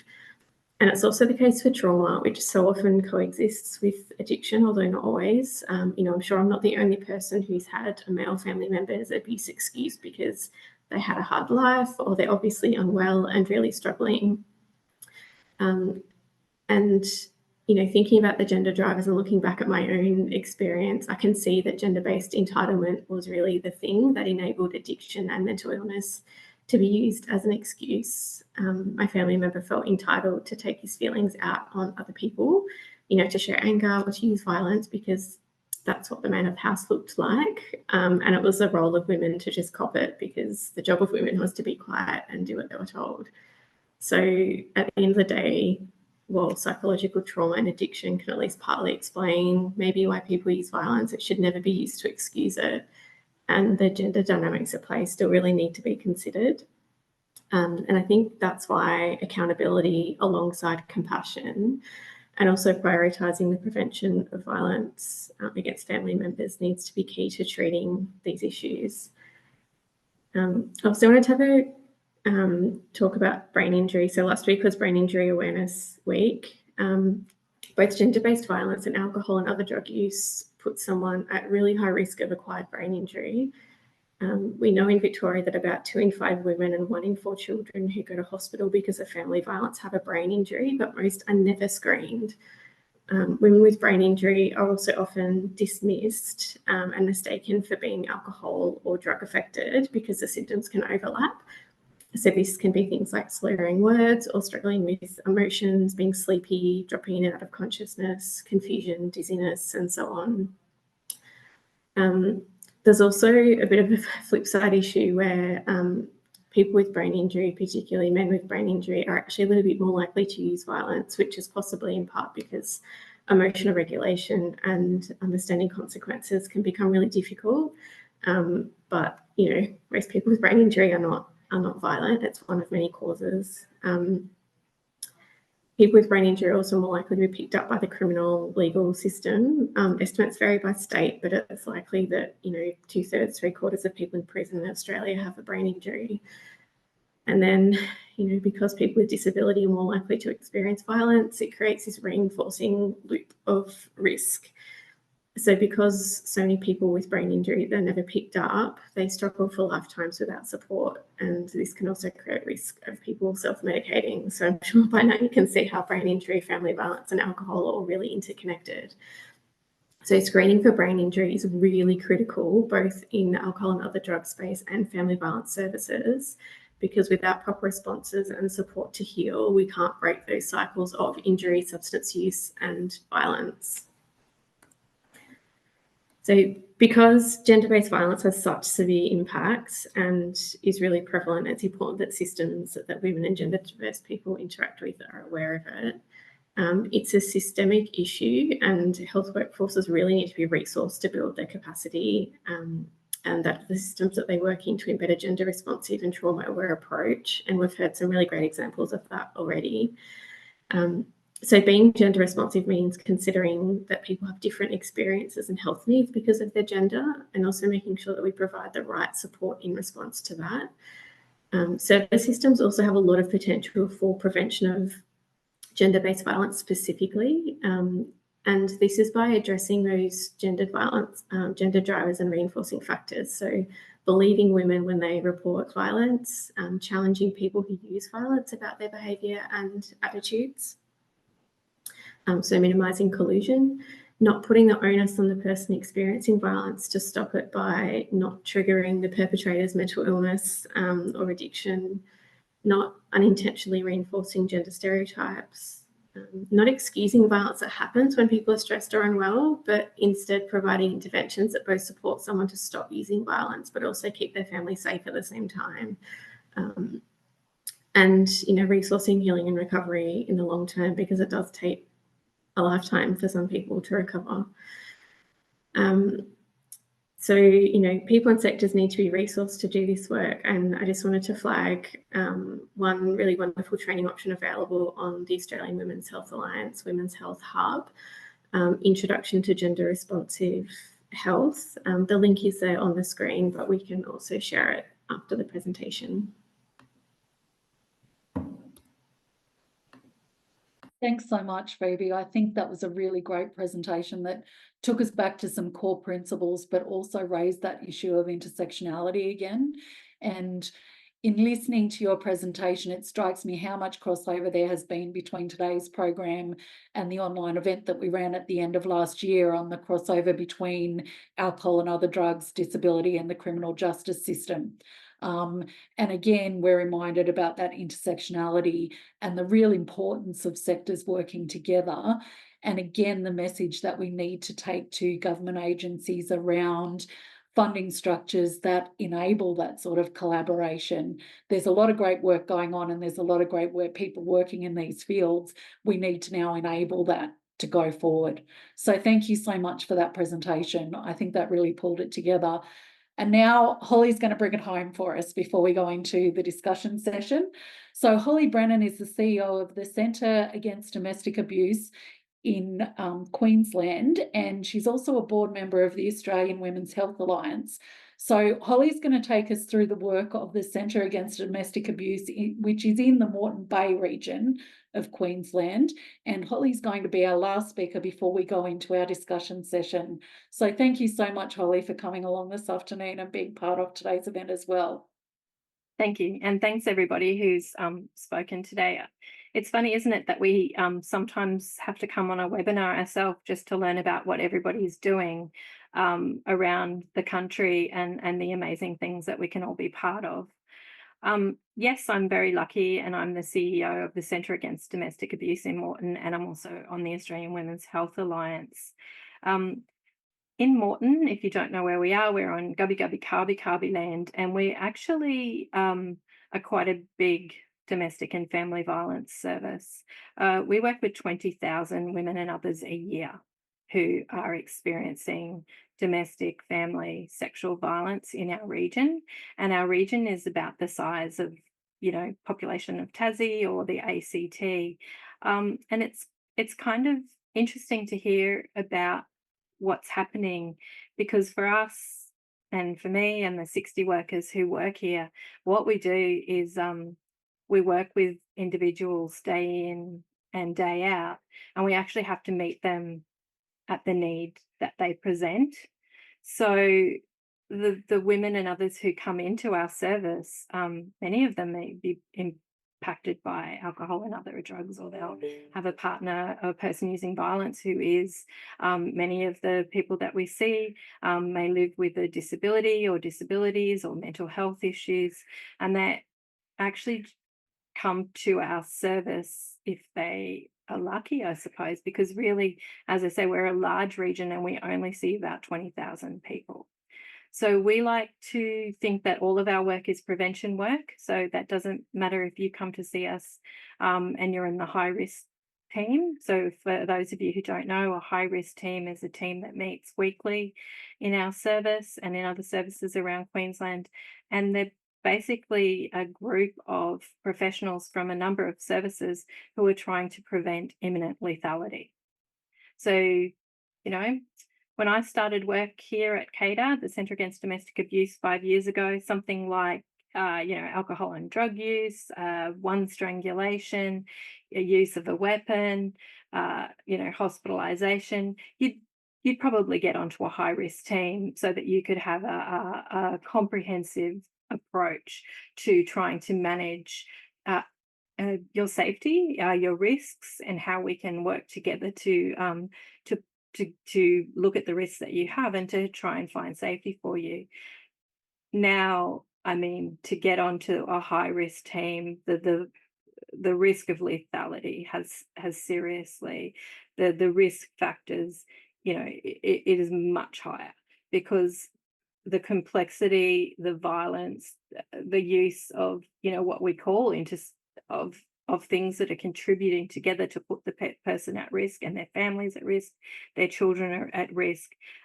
It's just so complex. So when we talk about alcohol and other drugs and the intersection there, I mean, I feel like we need to even just go back to the absolute basics, that we will still have services, people, members of the community coming to us and who will say that alcohol and other drugs basically have caused domestic and family violence. That's the reason that somebody is using violence, and that we're still at that basic place of that's not the case, that they're entwined and that they have a relationship together, but they're not all people who use alcohol and other drugs are people who are going to use violence. Not all people who may be living with a disability or an acquired brain injury or a traumatic are going to experience violence or use violence. And that's, I suppose, why I feel like, I know that the topic said that we're innovative. We're not innovative. We just take each person as they come to us and actually ask them what their needs are and how we can help, because they're the experts in their own lives and they're the experts in keeping themselves safe. By the time somebody gets to a service and a service is trying to help them, they've actually been pretty successful at keeping themselves safe, keeping their children alive, and trying to make sure that they can be doing the best that they can in their lives. And so I'm lucky to work in an innovative, multidisciplinary service where each and every single one of our workers knows that the people who come to see us are experts and pretty brilliant at problem solving from a strength-based approach. But, obviously, we need to think about, how does alcohol and drugs impact or connect with domestic and family violence? And we pretty much, I can say that from our experience, there's kind of 3 things that we would look at. So the use of alcohol and other drugs by a person who's experiencing violence or control, it might be a brand new thing for them. It's come to be part of their life now that they're in a relationship that may have that may have violence, or it was a previous mechanism that they had, for coping, and it's now come back again because they don't have the safety and the control that they want in their lives. So it's something that they feel may be helping them, and can be seen in many ways as being a strength-based coping mechanism. And then the other thing is that we definitely, absolutely see victim survivors who come to see us who are being forced to take or use alcohol and other drugs. So, I mean, what I did, just to probably put a bit of a service stamp on this, because I know a lot of people who are speaking here might speak as researchers or be speaking as people who write resources, is just ask some of the staff about, how does alcohol and drugs kind of intersect into our life here when we see the amazing people who come and visit us. And so basically, if it's the person using violence, that they might use it, the substance, to have their victim survivor in a continual state of vulnerability, so that they will be actually giving, forcing, making somebody use drug use until that person, of course, may also be dependent on that substance and may be seeking that substance themselves. but they also will. I mean, it's this is what I say. We go where the person is. What does she need? What do they need from us to help? Like, you know, we do have people who are physically forced. We do have people who are drugged. You know, we have people who don't remember what's happened, but want to talk to somebody who's not judging them about that. It's quite amazing the number of services who carry a level of judgment around things like alcohol and drug use. That's not helpful. I know you know that because you've come to this seminar or you're interested in this, but imagine coming into a space where you can't even talk about the fact that you think you may have participated in using drugs and alcohol, or that you can't remember exactly what happened. It's, you know, we need to listen, we need to hear, and we need to kind of start with that person about what do they think would be helpful. You know, drugs and alcohols are used to degrade, to threaten, particularly used to weaponize around systems. So, you know, thinking about child safety, thinking about courts, family law, you know, the whole gamut of their, you know, women, children, others, you know, who are also used as part of dealing and supplying. And the records are kept on them, or it's their house that's used to deal or supply from. So, you know, people who are using violence can be using alcohol and other drugs, as we say, intertwined as that part of that coercive control. And alcohol and other drugs is actually part of that control. But, you know, the amazing victims and survivors who come to us, you know, they may be using substances, as we say, to cope. And it's not at all helpful if somebody doesn't see that for the strength that they have in continuing to survive in the situation that they're in. And often people, you know, we see it all the time. They're told to stop drinking, stop doing drugs, stop using, you know, or they're told, oh, you know, why? It's a bit like the why haven't you left, but you add alcohol and drugs onto it as well, so that you get the double whammy. And so I think that when we talk about resources, or when we talk about what is helpful, is just like, in a sense, how is it intersectional to realize that people who come or need support for alcohol and other drugs, or need support because of disability or because of violence, that we pull apart all those things and make them separate. We have to understand all of those things and the dynamic that they play. But no human being who is coming to us in whichever service we're working in is coming separated from all of their needs. They'll just be able to tell us where they think they might be able to start, and where they feel they might be able to start working. And it's so often not that helpful if we're having to ship people to different services to be able to do work, rather than reach out and have relationships with those services. So, you know, obviously some women and others will use drugs before they know it's going to get bad, so that it doesn't hurt as much. Some people know that, you know, that they're not going to be able to get into a service. So let's say we have somebody who might be coming to our service, and as any one of you works in a service, you know, often on a Friday afternoon, and they've got everyone with them, including all their goods and chattels. And some of the questions that we actually have to ask before we can find somebody refuge, a place to go, is, you know, what's your alcohol and drug use? What's your substance use? You know, so it's interesting, you know, we might talk about, well, you can't leave your pet behind, but are you seriously asking somebody who is in probably one of the most stressful situations in their life to now go somewhere and they can't get cigarettes? To now go somewhere and that it's impossible for them to drink. And so I think that when we look at all of this, we have to look at it together, and we have to truly ask people, what is it that can help now, and what is it that is that journey that we're going on, and where we start. So like I said, I think we're kind of lucky here in Moreton that we have to work together. We're a region, so there's not a lot of services. We might have a lot of people, but you can't bring that expert over there who's going to do this, or there's not this place here who will do that.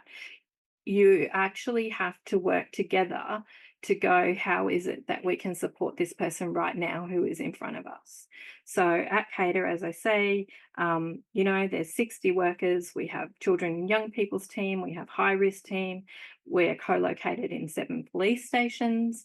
We're in 5 schools. You know, we work when we're called out of emergency, and we just all try and actually do our best to look at, you know, to what is needed. So, you know, what can I say? I know I'm trying to catch up time for us to just say that, you know, listen to the person who has the lived experience. I know that we were talking before about, you know, that alcohol and drugs might be new to this person's experience and part of their experience of domestic and family violence. And yes, so can living with a disability. You know, if you're experiencing strangulations, if you're experiencing brain injuries, the number of people who have newly acquired disabilities who also work into that service, who I can't wait. We can't wait to go and find a specialist to be able to speak with them and to talk with them. Yes, thank goodness for interpreters services. We have to be there right now. And like any other service, we have a large waiting list. We can't see everybody at once. You know, we cannot get to everybody who tries to see us. So what do? We do the best we can with the person who is in front of us, leaning into what they need and working from a system of believing in prevention, early intervention, crisis response, and recovery and healing. And we try and provide that kind of a wraparound and do that with the community that is available to us in the area that we live. So, I mean, that was a very, very quick snapshot, but it's always starting with the person who's in front of you and going, well, where do we start? Thanks, Holly. I love that you've broken it down to common sense, that person-centered care shouldn't really be a revelation to anyone at this point in time. And I think we have a lot of national strategies that speak to the need for person-centered care and collaboration across sectors.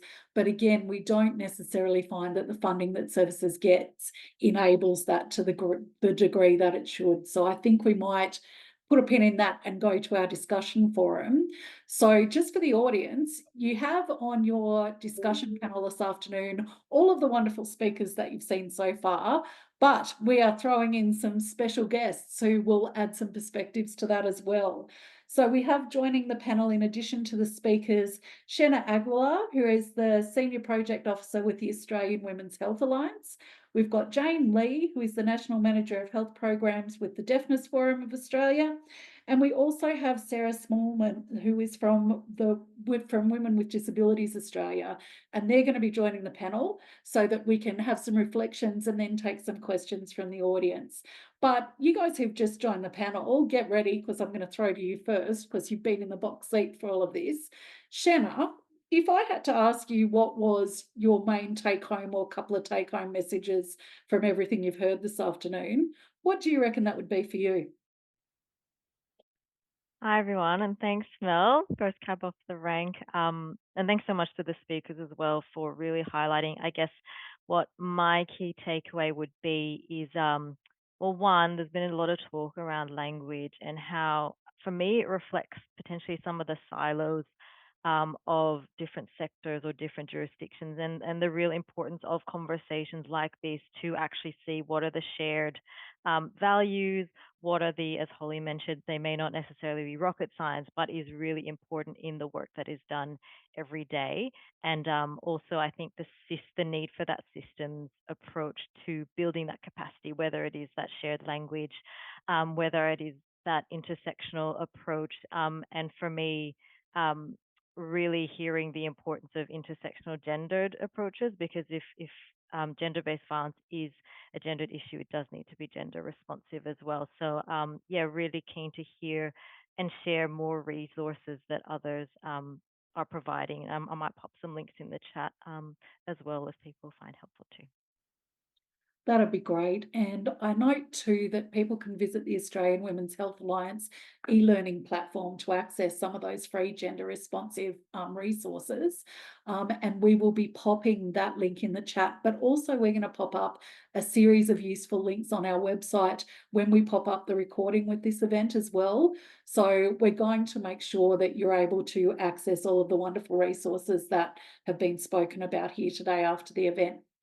Sarah, I might throw to you. We're so happy that Women with Disabilities Australia have been able to participate this afternoon too. And there's been a lot. We've been talking for a couple of hours now. What are the things that you've learnt this afternoon or that you'd like to highlight from the presentations, do you reckon? Thanks for having me.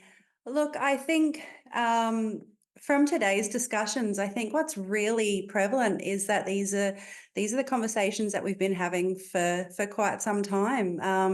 It's looking at those, collaborations between our sectors and ways that we can share knowledge to better support the domestic and family violence sector, the sexual assault sectors, and also alcohol and other drug sectors. I think that cross collaboration is so important, but also looking for those opportunities to share resources. I think if our workers aren't aware of, amazing resources like the Gendered Response Health that are out there, they're missing opportunities to upskill. Thank you. Thanks, Sarah. Just struggling to take myself off mute there. You'd think I would have figured out how to do that by now. Hey? Thank you so much. And I think you're dead right there. Jane, I might just throw to you now since you've joined the panel too. We're so happy to be doing this work with the Deafness Forum of Australia as well. And thank you so much for joining the panel this afternoon. I think I was pretty shocked by some of Vanessa's statistics there in terms of the overrepresentation of women with hearing issues in some of these topics that we're talking about this afternoon. I think the 20 times the rates of sexual violence among women in the deaf community, that one is something that we should all be concerned about. How do you feel about the things you've heard this afternoon, and what were your take-home messages overall, do you reckon? Yeah, so thanks for that, and thanks for having us be a part of this. So Vanessa's lecture, I think, really was really eye-opening. There was a couple of things that really, really stood out to me that I thought were shocking and awful. Was one, how vulnerable they are, and then targeting where they're most vulnerable, targeting their hands, targeting their limbs. So I thought that was very eye-opening and really, really horrible to hear. Hearing about sort of the gaps as well is a bit concerning, the data gaps, and just the need for us to have better data so that we can actually do better support, because unfortunately, data makes a difference. And I think because we live in a world where just having women share their experiences would be enough, but we have to also go back to data. So having more data, I think, is really important. And then the other thing that really stood out was the lack of training on the police officers and the lack of culture sensitivity. So this means that perpetrators are able to actually take advantage of a woman's vulnerability and use that against them, which is horrible, that type of sort of additional coercive sort of abuse that happens. So these were three things that really stood out, and I think that there's opportunity to maybe work together to try and sort of address this a little bit more. So that's sort of the three sort of big takeaways that I took away from it. Yeah, thank you. I think we might throw to some questions, just being mindful that we've run over time because we've had such excellent presentations. I might throw to some questions and get some of the other speakers to talk about their take-homes in the context of answering those. And just building on what Jane was just saying about work with the police in particular, we have a question in the Q&A from Helen. Helen says, I'm aware that there are Aboriginal community liaison officers working alongside police. Is there an opportunity for hearing impaired or other ability challenged alcohol and other drug, family and domestic violence community liaison officers to volunteer with the police to help deal with some of the issues arising? Vanessa, I might throw that to you first, just because you talked about some of the overseas initiatives in terms of working with police and some of those resources. Are you comfortable taking that one for a start? Yeah, of course. Look, unfortunately, I would love to give you better news than what I'm going to give you, but yeah, unfortunately, the reality is there is no kind of disability or deaf liaison officer with the deaf community. There's a real big lack in that regard, and it has ultimately left Victoria Police, but police all across Australia, inequipped to deal with deaf victim survivors. I think people are intimidated when they come across someone who's deaf. They almost panic. Oh gosh, I'm not sure how to communicate or how to get my point across, or how are they going to communicate with me? And I think they overthink it. And yeah, there definitely is a big lack of training. I know in Queensland, they're trying to put into the police academy some basic Auslan, even just like, oh, you know, can I help you? Or just introducing themselves as the police, or saying, hi, my name is. Little things like that make immense difference. But there is a lot of work to do, and I would argue that there's almost been a complete neglect of attention in this space, which is concerning given the deaf community are massively vulnerable to family and domestic violence. And certainly that was a theme that came up at our last online event in terms of communication with people in the criminal justice system, given the overrepresentation there as well. Phoebe, I can see you've got your hand up, mate. Do you want to throw your two bobs worth in on this one? Yeah, I did, if that's okay. I just wanted to mention that, so in Victoria, where I am, there's a range of liaison officers that sit within, the idea is most police stations, but I live rurally, so that's not the case like it is in metro areas. There are disability liaison officers, there's gay and lesbian liaison officers, which is kind of outdated terms, and there's also family violence liaison officers as well. But I know where I live, you know, there's like one person doing the job. She works shift work. She's not always in the station. Not every cop will tell you that the role even exists, let alone refer you to them. So there's been some good work started, but it doesn't function at its best just yet. And yeah, there's particular resourcing issues in regional and rural areas. Thank you for that. And Lisa's just popped into the Q&A. Apparently you can get some more information about Victoria's Police's disability liaison officers at www.police.vic.gov.au/disability-liaison-officers. However, she does point out that they're not specifically focused on supporting the deaf community. Sarah, have you got something to add on this one? Yeah, I just I wanted to add, while I think, you know, we're aware of that shortage of liaison officers, one of the really positive things that have recently come out of Project WIDA had delivered the Neve project, where we provided an accessible and safe resource to talk about gender-based violence and provide information.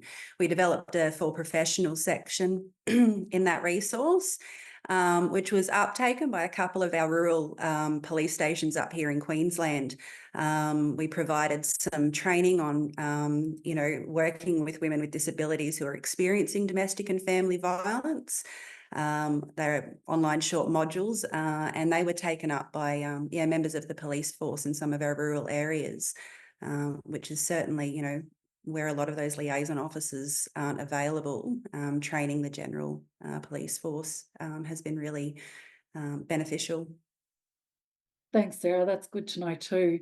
I'm going to throw this one to a couple of you. There are a couple of questions in here from a couple of different attendees around asking for some examples around safety planning with deaf people experiencing family violence at home, as well as working with deaf people who are using violence. Who'd like to take that one in the first instance? I'm going to throw that one to you, Holly, in a general sense, and then I'm going to throw it to Vanessa, I think. Yeah, so I mean, absolutely. We work with people who are deaf or and or hearing impaired who are doing safety planning. A lot of the time, that what we would do is work with that person on how they are best feel that they can communicate. So for some people, it actually may end up being that the only safe way to communicate that with them is via text or via email.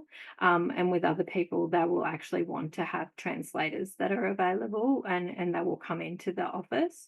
So we just go through the plan and look at what are the strengths that they have available to them, what is it that they have working with for them, and work through that system. And whilst, as you know, Vanessa was talking about, that there's a real difficulty when sometimes people feel that they are in quite a closed community or a small community, and how is it that you can get support. But sometimes going to a mainstream domestic and family violence service that isn't necessarily seen as a disability service or always connected to the hearing impaired service is actually seen as a bit of that one step removed, where as long as we as the workers can adjust and learn and be there, it's sometimes safe for them to actually come to what is considered a mainstream service rather than to those services that are actually set up to support or work with somebody with a specific disability. So what we try and do is have different areas of focus for different workers and develop expertise or in different areas so that we can support each other.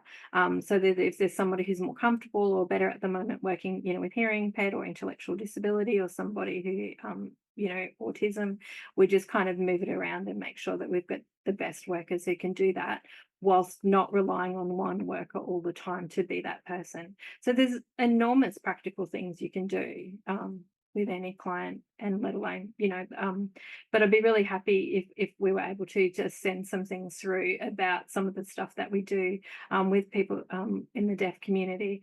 But I mean, we've got huge safety tech program, and I can tell you, cameras, phones, lights, all of those kind of things are really helpful and actually really tailored, and people often with a communication disability or need a way ahead of some of their workers in some of the strategies that could be used, as long as we can get those resources to them. Absolutely, and we're really happy to share some of those resources as well on our website after the event. Vanessa? Yeah, just to piggyback off what Holly was saying, obviously we know perpetrators who have deaf victims.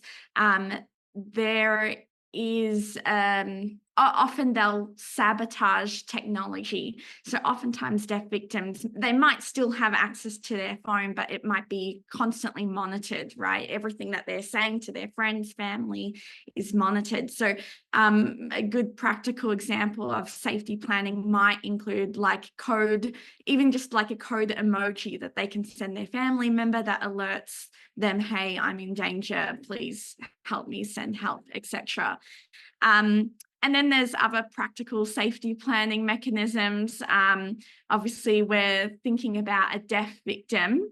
If they have moved away from their perpetrator, thinking about security alarms that are visual, because obviously they can't hear an alarm if it's going off. So they need a specific alarm system that will alert them that, hey, someone's outside, and then they can have a contingency plan from there.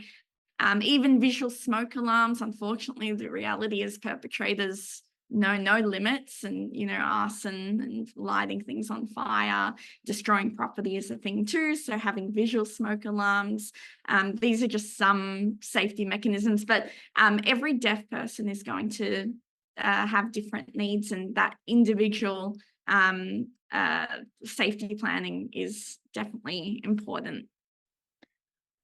I think this one, there's a question here that piggybacks a little bit off what you've just been saying, Vanessa, so I'm going to shoot this one at you as well, and then maybe ask Phoebe if she wants to add to your answer there.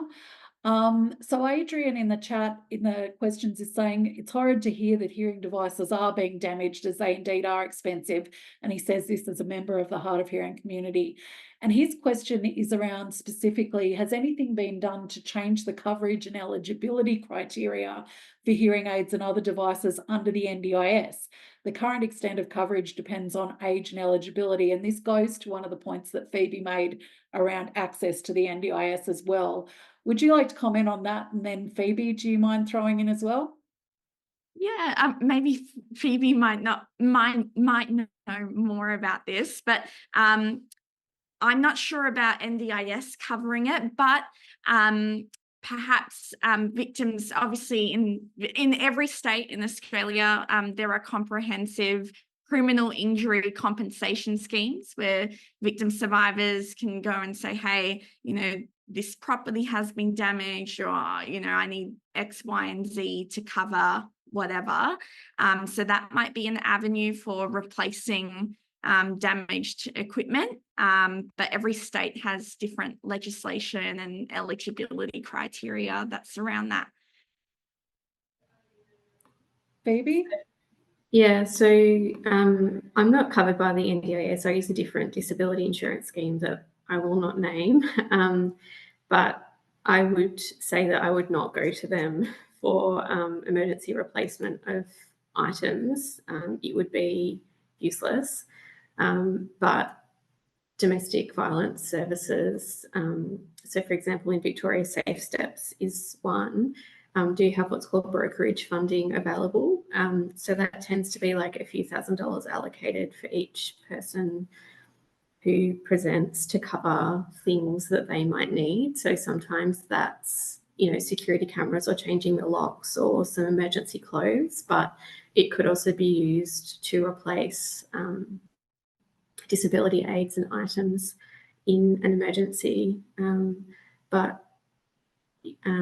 Yeah, there's, you know, there's a long wait for a lot of disability aids to get access to them because of the way that they're provided in Australia. And I think it's also a really good reason to try and keep victim survivors safe at home wherever possible, particularly when they're disabled and they have aids, or they might have carers or just other things in the location that they're at. I think that's right. And I think you raise another important issue too, in terms of the NDIS not necessarily having the flexibility or responsiveness to some of the issues that we're talking about. And it's a little disappointing that that wasn't picked up more thoroughly or really at all in the recent NDIS review. So that's certainly something that came up in our previous online forum as well, in terms of ongoing access and equity issues for people, in particular priority populations, around not being able to access the NDIS really at all. You've just reminded me very quickly. Yeah, so I just wanted to mention as well, so something that often happens when people's disability needs are assessed is if they have someone at home, like a partner who also acts as a carer, they tend to have access to less supports than they would if they were sort of on their own, because that person is considered to provide this support. And so sometimes there's like a whole reassessment process that needs to take place if they then don't have a carer at home with them to then access additional bits and pieces. So it's really complicated and the system is not up to scratch. Thank you. I'm going to just change pace a little bit here, and Michele, just giving you a heads up, this one's coming at you, mate. Alan has asked, has there been work completed on men with disability who choose to use violence and abuse and impacted by alcohol and other drugs? And I know that crosses over a couple of intersecting NADA projects there, so I might start with you on that one. That's a really good question, and it's probably something I can come back to you on, but off the top of my head, I know Queensland Health has done some work in this space. Certainly, we're wanting to do more work in that space, is I guess where I was going with the answer to that question. Thank you. That's pretty well what I wanted you to say. we have some issues in terms of the cohorts of people presenting to AOD services and the need for more recognition of the complexity in that. And I will refer people back to our online event of October last year if they want to hear about that in more detail. But I might just throw to Jill to talk about how some of that complexity is playing out in AOD services in WA. Jill? Yep, sure. I guess in regards to the, like we're talking disability, we're talking domestic and family violence and alcohol and other drugs. We offer an umbrella interpreter service, and Auslan is one of the predominant interpreter services that's used by people accessing that program. And no data as such. Obviously, a lot more needs to happen across all of these intersecting areas. There's so many intersecting areas. This is part of the issue, and I think as Kimberley and I presented today, working across sectors is does take time, resources, and it's quite intensive coming together, and requires quite strong commitment to provide a means of change. And I do think harking back to a systems level change, where organisations are supporting workers, there's adequate supervision, there's so that opportunities for improvement or continuous quality improvement of services can be identified as part of this process. So it's not just here's a solution. It actually requires what can you do within your resources, and how can we improve that, and how can we ensure the efficiency, and how can we build on our partnerships, and. So no solution there, no. At this stage, but I think there is a means to actually, I think all of our sectors have the means to do so, and really good to hear from the presenters today in regards to some of the solutions that we are coming up with to do so. I think that's right. And we do keep circling back to there are many common sense approaches that our sectors could pursue in terms of greater collaboration if they were resourced and incentivised to do so. And I think for some of our policymaker friends, the strategies, in many instances, the national strategies that we all work to are saying the same thing in terms of the need for collaboration to deal with complexity in our overlapping priority populations, but we don't see that reflected in the funding structures or the grant opportunities that are available to our sectors at the moment. So that's something practical that people in policy and funding roles could do to enable an extension of the work that's going on. Because as you can see, there's some great work going on, but it's happening in spite of funding structures rather than enabled by. I'd like to just change the pace a little bit. Beck, this one might be for you.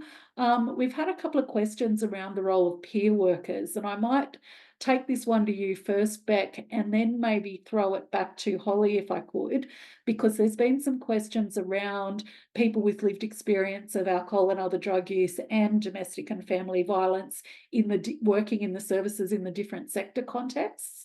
Would you like to speak to that in terms of how those roles are incorporated in the AOD sector? Sure. I'll just start at the outset by saying that the idea that people with lived experience are important parts of our solution to responding to people who experience violence or who use violence is really well established. There's numerous kind of activities across the country at the moment seeking to build lived and living experience workforces or peer workforces in a range of ways.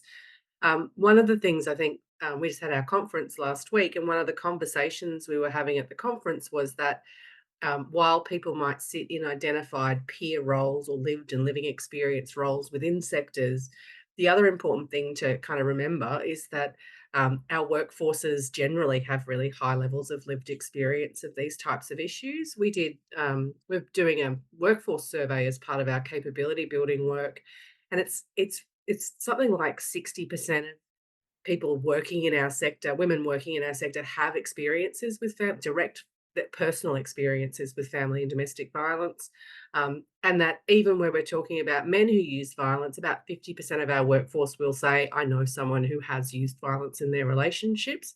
So there's a piece in here for me about bias and implicit bias, which is to say we often approach these things at a systems level as though these are problems that happen to other people that are separate from our current kind of workforce and our current client group.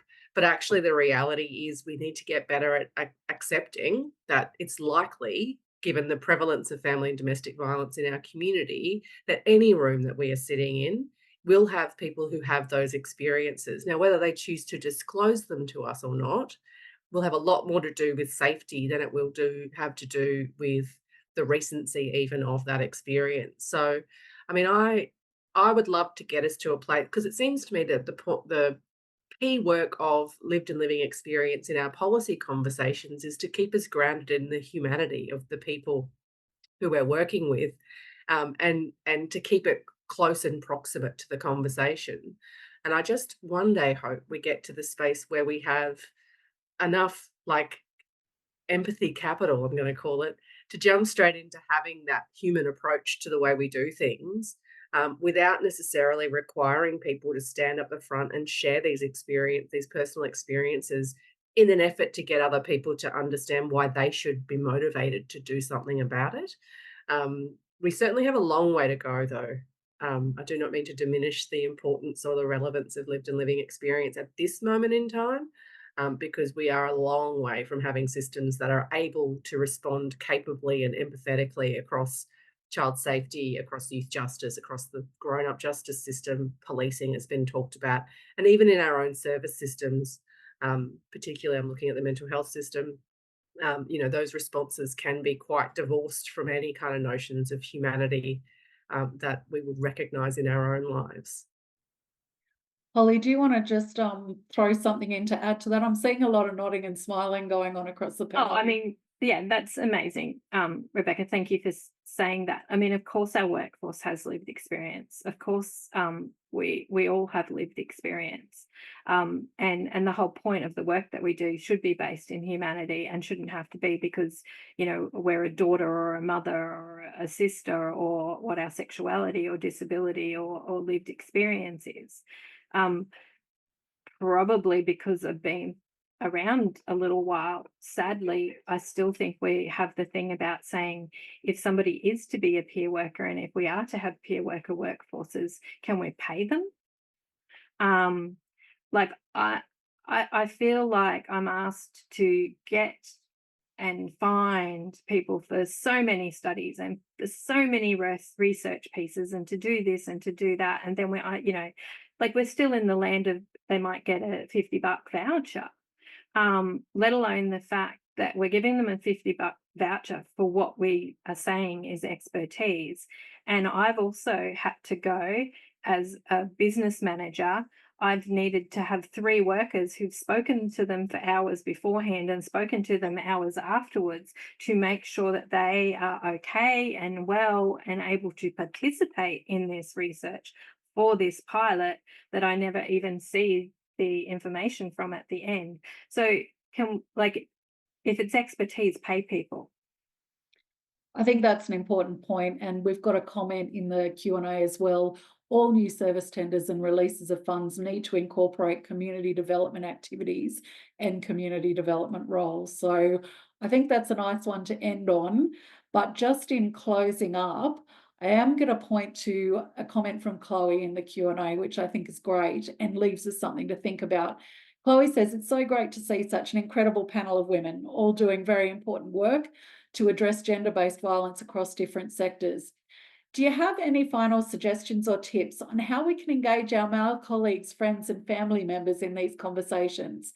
I think that's a very important question, and it does strike me that our panel this afternoon is very woman heavy.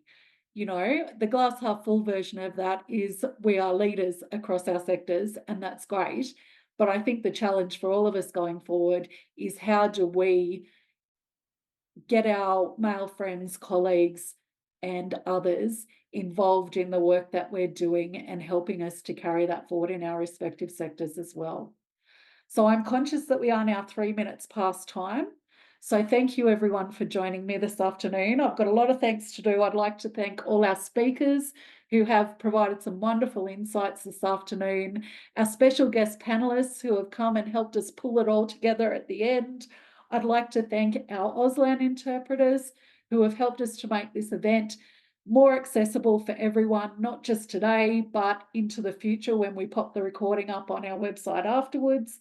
I'd like to thank the respective staff teams at the Australian Alcohol and Other Drugs Council, the Australian Women's Health Alliance, and also the Deafness Forum of Australia.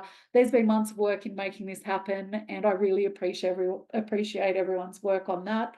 I'd also like to thank our wonderful AV people at One Vision who continue to make our events seamless despite all the different challenges and locations that we throw at them every time. I'd also like to thank our audience because you guys have spent a good 2 hours with us this afternoon talking about some really, really challenging topics. I'd like to also remind everyone about the crisis and support contacts. And Brett, if you don't mind popping those up again. We've talked about a lot of very intense stuff here today. So if this has brought up any issues for people in the audience or you'd like some further support after the event, please be mindful that there is the National Alcohol and Other Drug Hotline, the Lifeline contact number 1800-RESPECT and 13-YARN for anyone who needs a bit of a debrief after this event as well. So thank you everyone for joining us this afternoon. Those who have registered online, we will send you a link to the recording of this event when we pop it up in a day or so after the wonderful Brett has tidied it up for us.